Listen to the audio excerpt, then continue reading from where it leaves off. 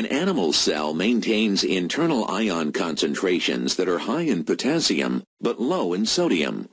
On the outside of the cell, the concentrations are reversed, high sodium and low potassium. These concentration differences represent electrochemical gradients across the membrane, which the cell can later tap for energy. Generally, one would expect such concentration gradients to dissipate, with a net flow of ions moving from a higher concentration on one side of the membrane to a lower concentration on the other. However, a membrane protein called the sodium-potassium pump keeps the ion gradients intact. The ions are actively pumped against their concentration gradients. Primary active transport involves the direct hydrolysis of ATP, which provides the energy required for transport. In the first step of the cycle, 3 sodium ions and 1 ATP molecule bind to the pump.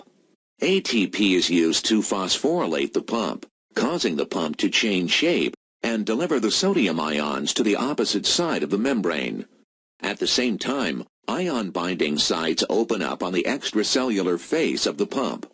On the extracellular side of the membrane, the pump picks up 2 potassium ions. As the potassium ions bind, the pump releases its inorganic phosphate. The release causes the pump to change shape again and deliver the potassium ions to the inside of the cell, completing the cycle.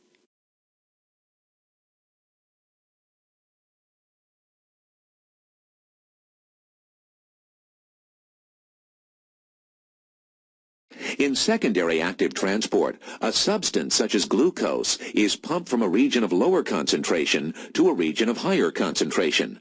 This process requires energy because glucose molecules are transported against their concentration gradient. The energy that drives glucose across a membrane against its concentration gradient does not come directly from ATP. Rather, it comes from the energy stored in a sodium ion gradient, which was created using ATP. Because ATP does not fuel the pump directly, this process is called secondary active transport.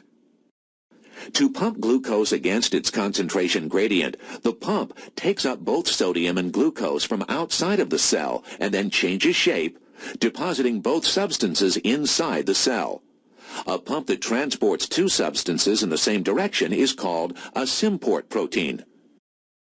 The sodium ions that enter the cell are later returned to the outside by the action of the sodium-potassium pump.